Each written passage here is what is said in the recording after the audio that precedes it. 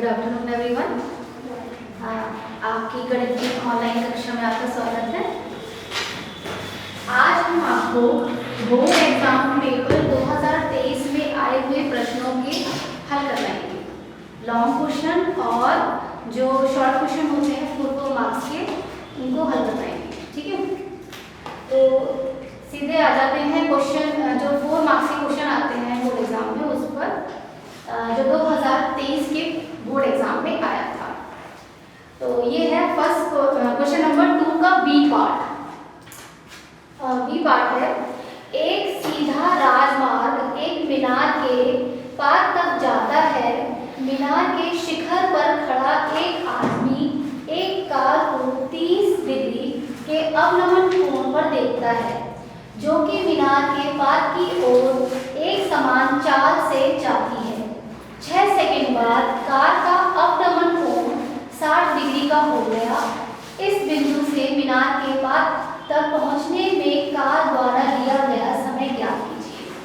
अब इस क्वेश्चन में ये कहाँ से आया ये वाला क्वेश्चन? त्रिकोणमितीय के कुछ अनुप्रयोग वाला जो पार्ट है आपका, उस पार्ट से ये क्वेश्चन लिया गया है। तो इस क्वेश्चन के अनुसार हम पहले जो कंडीशन दे रखी है क्वेश्चन में, उसका चित्र बनाएंगे, फिर चित्र को देख करके प्रश्न को हल करेंगे। ठीक है, तो एक एक लाइन को पढ़ेंगे और चित्र हम बनाते जाएंगे। एक सीधा राजमार्ग एक मीनार के पास तक जाता है और मीनार के शिखर पर खड़ा एक आदमी। तो सबसे पहले हमें एक मीनार बनानी है और एक राजमार्ग बनाना है। तो ये बन गया हमारा राजमार्ग और ये है मीनार। ये राजमार्ग जो है मीनार के बेस तक जा रहा है। ठीक, मीनार के शिखर पर खड़ा एक आदमी एक कार को 30 डिग्री के अवनमन कोण पर देखता है। ये मीनार, ये ऊर्ध्वाधर रेखा जो हमने खींची है, ये एक मीनार है। उसके शिखर पर खड़ा एक आदमी राजमार्ग पर खड़ी एक कार को देख रहा है। ठीक, जिसका अवनमन कोण आता है 30 डिग्री। ठीक, तो ये भी 30 डिग्री हो गया। अवनमन कोण जो है, जो ये राजमार्ग है, उसके समांतर रेखा खींचकर तब निकाला जाता है। ठीक, यहाँ से देख रहा है तो यहाँ से अवनमन कोण हमने देखा, अवनमन कोण हमने लिया 30 डिग्री आया। तो एकांतर अंतःकोण वाले नियम से ये 30 डिग्री, तो ये वाला भी 30 डिग्री। ठीक, उसके बाद जो कि मीनार के पार की ओर एक समान चाल से जाती है 6 सेकंड बाद। ये जो कार है ये चल रही है, ये इस बिंदु पर तो 30 डिग्री कोण से देखा गया। ये कार जो है चलते चलते कहाँ तक आ रही है? मीनार तक आ रही है। तो मीनार तक कुछ सेकंड बाद ही यहाँ पहुंची। कितने सेकंड बाद? क्वेश्चन पे रखा है 6 सेकंड बाद। माना कि इस बिंदु तक पहुंची, तो यहाँ से यहाँ तक उसे कितना समय लगा? 6 सेकंड। ठीक, फिर कहा है 6 सेकंड बाद कार का अवनमन कोण 60 डिग्री हो गया। जब वो इस बिंदु पर पहुंच गई 6 सेकंड बाद, तो इसका अवनमन कोण, इस बिंदु को यहाँ से ज्वाइन कर देंगे शिखर से, तो इनका अवनमन कोण क्या हो गया? 60 डिग्री। तो ये भी 60 हो गया। ठीक है, अब कार का इसके बेस तक पहुंचने में कितना समय लग रहा है, वह हमें निकालना है। ठीक है, कार को मीनार के बेस तक पहुंचने में कितना समय लग रहा है, वह हमें ज्ञात करना है। केवल हमें 4 दे रखे हैं और एक कार इस बिंदु से इस बिंदु तक पहुंचती है, तो उसका समय दे रखा है 6 सेकंड। ठीक, इस चीज को ध्यान में रखते हुए अब हमें क्वेश्चन करना है। मान लिया हमने कार यहाँ से मीनार के बेस तक पहुंचने में x सेकंड का समय लेती है, x सेकंड तक का समय लेती है, और मीनार की ऊंचाई हमने मान ली h।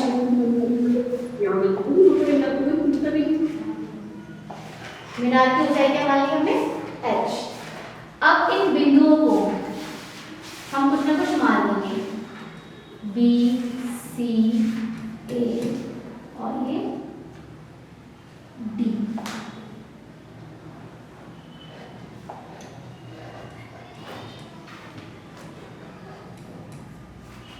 माना लिखेंगे हम, माना BC एक मीनार है और A बिंदु पर पहले कार है, फिर बिंदु B तक कार पहुंच जाती है। ठीक है, तो सिर्फ आपको केवल मीनार की ऊंचाई के बारे में लिखना है। ठीक है, लिखेंगे माना BC एक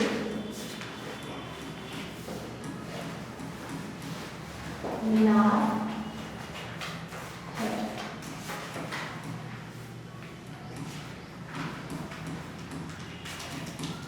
जिसकी ऊंचाई कितनी मानी है हमने, बराबर h मीटर। ठीक, अब बिंदु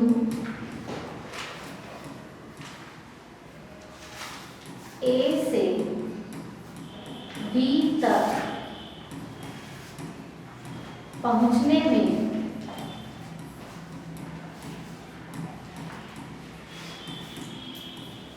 कार को कितना समय लगता है, 6 सेकंड। 6 सेकंड समय लगता है। ठीक, अब D से B तक पहुंचने में कितना समय लगेगा, x। D से B तक पहुंचने का समय बराबर x सेकेंड मान है। ठीक, अब हम लेते हैं समकोण त्रिभुज। समकोण त्रिभुज BCD में BCD समकोण त्रिभुज में tan 60 डिग्री का मान क्या होगा, √3। हाँ, वो तो √3 होता है। त्रिभुज के अनुसार क्या मिलेगा, लाल बटे का वाला रूप बताया था आप लोगों को, लंब बटे आधार। तो लंब क्या है इसमें, h, आधार क्या है, x। तो h बटे x, tan 60 डिग्री का मान होता है √3 बराबर h बटे x। अगर हम यहाँ से देखें तो h का मान कितना आ रहा है, √3s। ठीक, ये आ गया हमारा h का मान। अब हम दूसरा त्रिभुज लेंगे। दूसरा समकोण त्रिभुज भी है इसमें, BAC त्रिभुज BAC या ABC लिख सकते हैं। BAC में फिर से हम tan लगाएंगे क्योंकि हमें आधार और लंब की ही बात हो रही है इसमें। तो tan 30 डिग्री का मान क्या होगा, लंब बटे आधार h बटे 6 प्लस s। tan 30 डिग्री का मान कितना होता है, 1/√3 बराबर h बटे 6 प्लस s। ठीक है, अब h का मान हमें पता है, यहाँ पर क्या रखा है, √3x। तो हम यहाँ से यहाँ रख सकते हैं मान। ठीक है, इसको हमने मान लिया था समीकरण नंबर 1 और यहाँ पर लिख देंगे ब्रैकेट में समीकरण 1 से हम h का मान रख रहे हैं, 1/√3 बराबर h का मान क्या रखेंगे, √3x बटे 6 प्लस x। ठीक, अब ये पूरा x की फॉर्म में ही हो गया, x के रूप में ही हो गया है ना। अब इसे क्रॉस मल्टीप्लाई द्वारा हम इसे हल करेंगे। आगे क्रॉस मल्टीप्लाई करेंगे तो 1 की गुणा इस 6 प्लस x से होगी, तो 6 प्लस x ही आ गया। ठीक, अब √3 की गुणा किससे हो रही है, √3x से, तो √3 गुणा √3 क्या हो जाएगा, 3। तो 6 प्लस x बराबर 3x। ठीक, तो अब 6 बराबर 3x minus x। Next page,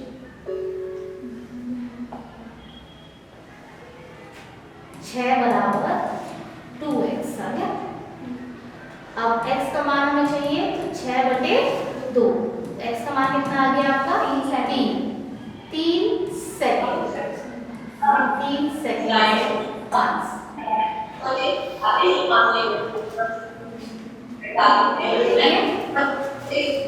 तो इसका मतलब हमें डी से बी बिंदु तक पहुंचने में कार को कितना समय लगा?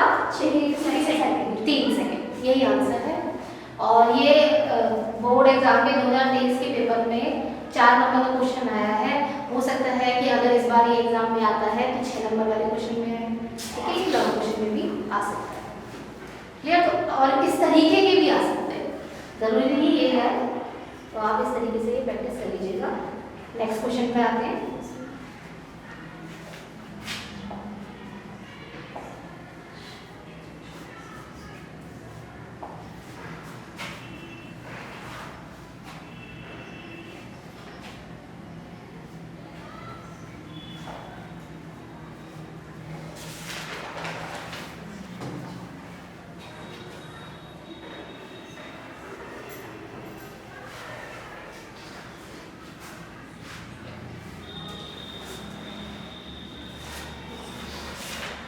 नेक्स्ट क्वेश्चन है सी पार्ट। बिंदुओं a -2,2 और बिंदु 2,8 को जोड़ने वाले रेखाखंड AB को 4 बराबर भागों में विभाजित करने वाले बिंदुओं के निर्देशांक ज्ञात कीजिए। अब सबसे पहले इस क्वेश्चन को करने से पहले आपको मध्य बिंदु वाला कॉन्सेप्ट पता होना चाहिए कि मध्य बिंदु कैसे निकालते हैं, या मध्य बिंदु का सूत्र क्या होता है। पता है सब लोगों को? अगर हमें एक रेखाखंड दे रखी है और उसके सिरों के निर्देशांक दे रखे हैं, माना A और B, इसके सिरों के निर्देशांक दे रखे x1 y1 और B के निर्देशांक दे रखे हैं x2 y2। अब इसके बीचों बीच मध्य बिंदु हमने ले ली C और C के निर्देशांक हमने माने x, y। तो मध्य बिंदु इन दो बिंदु जो दे रखी हैं, दो बिंदु के निर्देशांक दे रखी है, उससे कैसे निकाली जा सकती है? उसका फॉर्मूला होता है x बराबर x1 प्लस x2 बटे 2 और y बराबर y1 प्लस y2 अपॉन 2। ठीक है? तो मध्य बिंदु निकालने का ये सूत्र होता है। जो किनारों की जो दो बिंदु दे रखी है, सिरों की जो बिंदु दे रखी है, उनके भुजों का दोनों का योग करके बटा 2 और फिर कोटि जो है उनका अलग से योग करके बटा 2। तो ये आता है, ऐसे आता है मध्य। अब क्वेश्चन पे जाते हैं।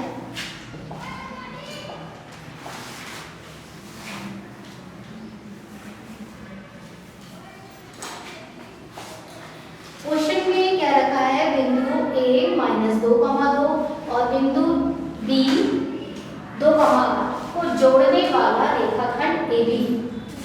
तो पहले हम इसका चित्र बना लेंगे। क्या बनाना है हमें? एक बिंदु बनानी है A, जिसकी मान दे रखे -2,2। दूसरी बिंदु बनानी है हमें B, जिसके मान दे रखे हमें 2,8। ठीक, इसको जोड़ने वाले रेखाखंड AB हमने रेखाखंड बना लिया को 4 बराबर भागों में विभाजित करने वाले बिंदुओं के निर्देशांक ज्ञात कीजिए। अब ये वाली रेखाखंड 4 भागों में विभाजित होती है। बिंदु बनाएंगे, ये हो गया पहला भाग, ये हुआ आपका दूसरा भाग और ये हुआ आपका तीसरा भाग। तो इसका मतलब हमें कितनी बिंदु बनानी होगी? 3 बिंदु बनानी होगी। ठीक है? तो इन 3 बिंदुओं के आप नाम रख लीजिए P, Q और R। ठीक है? P के निर्देशांक क्या मान लेंगे हम? A1 B1। Q के निर्देशांक क्या मान लेंगे हम? A2 B2 और R के निर्देशांक क्या मानेंगे? A3 B।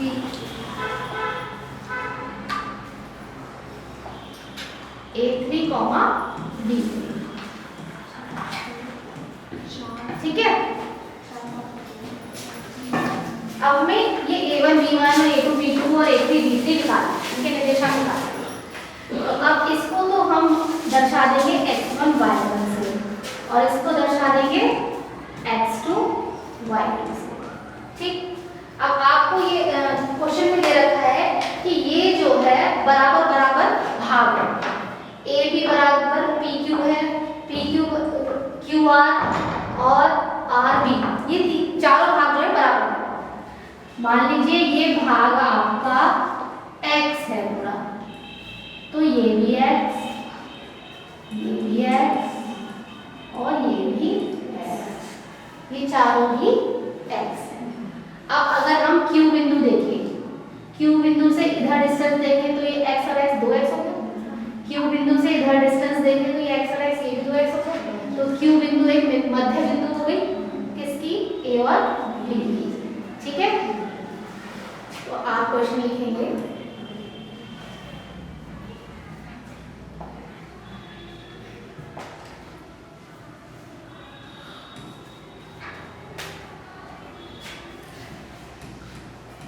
P Q R A B रेखाखंड को 4 बराबर भागों में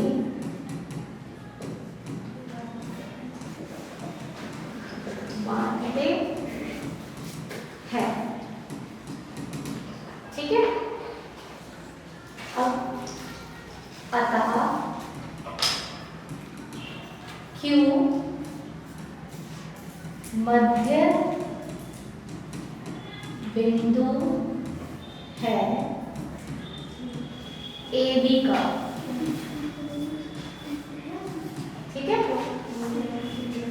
ठीक, अब Q के निर्देशांक क्या माने थे, A2, B2 बराबर क्या होंगे, x1 प्लस x2 बटे 2, y1 प्लस y2 बटे 2।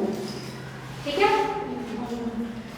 तो आप रख दीजिए x1 और x2 का मान, -2 प्लस 2, x1 -2 और x2 2, -2 प्लस 2 बटे 2, 2 प्लस 8 बटे 2। समझ में आ गया, -2 प्लस 2 बटे 2, 2 प्लस 8 बटे 2। ठीक, अब -2 प्लस 2 क्या हो जाएगा, 0 बटे 2, यहाँ ये हो गया 10 बटे 2, ये क्या आ गया 0,5, ये आ गया आपके Q के निर्देशांक। ठीक, अब हम यहाँ Q और A को देखें अगर, तो ये बीच में P बिंदु आ रहा है। ठीक है, तो P आपको मध्य बिंदु दिखाई दे रहे हैं A और Q का, क्योंकि इधर से भी डिस्टेंस देखें तो x, इधर से भी डिस्टेंस देखें आप तो x, तो P मध्य बिंदु है A Q का। अब इन दोनों को लेकर चलेंगे। ठीक है, नहीं करते और लिखेंगे P मध्य बिंदु है AQ का। अब A के निर्देशांक क्या थे आपके, -2,2 और Q के निर्देशांक क्या आए आपके 0,5। ठीक, तो P A1 B1 क्या होंगे, P A1 B1 इन दोनों से निकाले जाएंगे। ठीक, तो -2 प्लस 0 बटे 2, 2 प्लस 5 बटे 2। समझ में आया, इसमें कोई दिक्कत, तो -2 बटे 2 कितना हो जाएगा, ये -2 प्लस 0 -2 हो गया, -2 बटे 2 -1, यहाँ क्या बचा 7 बटे 2। ठीक, अब नेक्स्ट एक बिंदु रह गई हमारी R। अब आपको यहाँ दिखाई दे रहा है कि R किसकी मध्य बिंदु है, Q और B, Q और B की। तो अब Q और B को लेकर के करेंगे ऐसे, तो आप लिखेंगे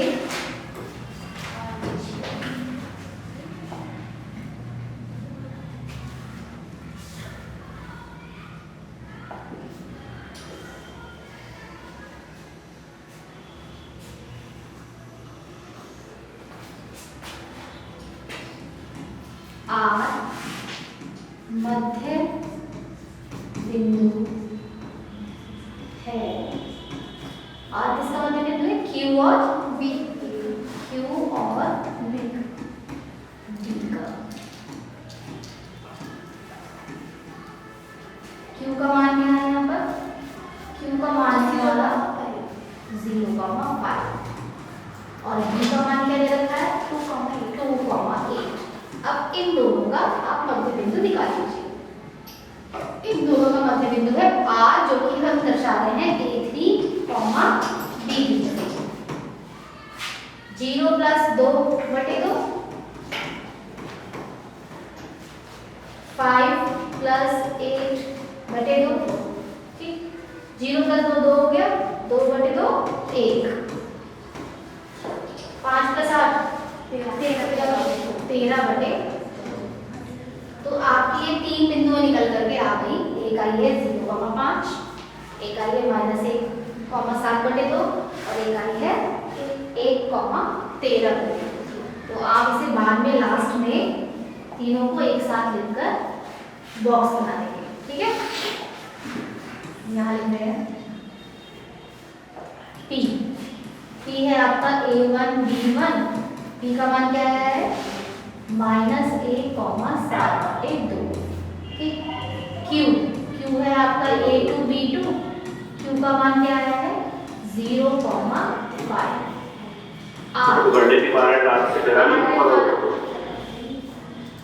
A3 और इसका मान क्या है? 1,13/2।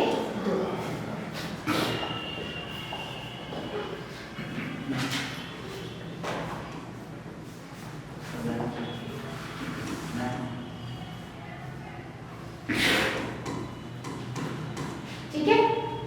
अब लास्ट में ये आप इसको बॉक्स लगा के और लिख देंगे answer. Clear? Next question start करें।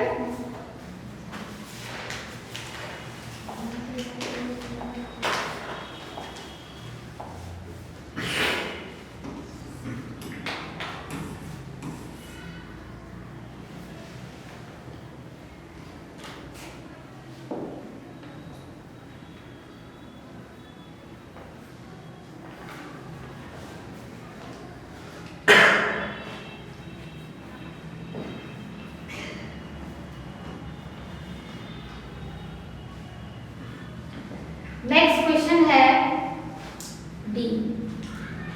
एक भिन्न का अंश उसके हर से 3 कम है। यदि अंश और हर दोनों में 2 जोड़ा जाता है तो नई भिन्न तथा मूल भिन्न का योग 29/20 हो जाता है। तो मूल भिन्न ज्ञात कीजिए। तो इसमें हमें अंश और हर के बारे में बता रखा है। तो हमें अंश उसके हर से 3 कम है तो हर मान लेते हैं, ठीक है। भिन्न का हर मान लेते हैं। एक भिन्न का अंश उसके हर से 3 कम है तो माना भिन्न का हर, माना भिन्न का हर, भिन्न का हर क्या मान लिया हमने? x। और भिन्न का अंश, इसके बारे में क्या कहा है क्वेश्चन में? 3 कम है, इससे 3 कम है, कितना हो जाएगा? x - 3, ठीक। फिर भिन्न क्या निकल कर आएगी हमारी? मूल भिन्न। भिन्न क्या निकल के आती है? भिन्न क्या होती है? अंश बटे हर, x - 3/x, ठीक। अब यदि अंश और हर दोनों में 2 जोड़ा जाता है तो नई भिन्न बनती है। नई भिन्न कब बनेगी? अंश और हर में 2 जोड़ा जाएगा तो नई भिन्न बराबर क्या होगी? अंश में भी आप 2 जोड़ दीजिए, हर में भी आप 2 जोड़ दीजिए, ठीक। इसको अगर हम सॉल्व करेंगे तो -3 + 2 क्या बचेगा? -1। यहाँ क्या आएगा? x - 1/x + 2, ठीक। अब क्वेश्चन के अनुसार नई भिन्न और मूल भिन्न का योग 29/20 होगा। ये मूल भिन्न है, ये नई भिन्न है, तो अकॉर्डिंग टू क्वेश्चन इन दोनों का योग 29/20।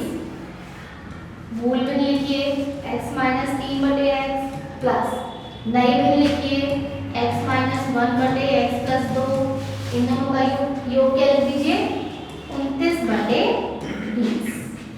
ठीक, अब इसे सॉल्व करेंगे। सॉल्व करने के लिए दोनों हरों का एलसीएम निकालेंगे, x गुणा x प्लस 2।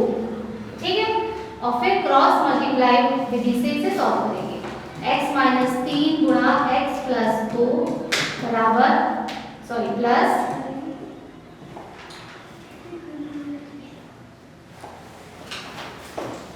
x प्लस 2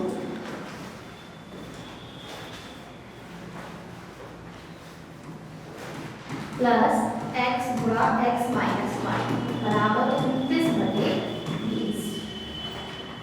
अब x माइनस 3 की गुणा x प्लस 2 से होगी, तो पहले x की गुणा x प्लस 2 से होगी, तो ये क्या हो जाएगा x स्क्वायर प्लस 2x, फिर माइनस 3 की गुणा इससे होगी, तो ये हो जाएगा माइनस का 3x, माइनस 3 की गुणा 2 से हुई तो माइनस 6, 3 दूनी 6, प्लस अब x की गुणा x माइनस 1 से होगी, तो x की गुणा x से हुई तो x स्क्वायर माइनस x बटे में यहाँ क्या आ जाएगा नीचे x square plus 2x, x की गुणा इस पूरे x प्लस 2 से हुई, क्योंकि x into x square x into 2x बराबर 29 बटे 20।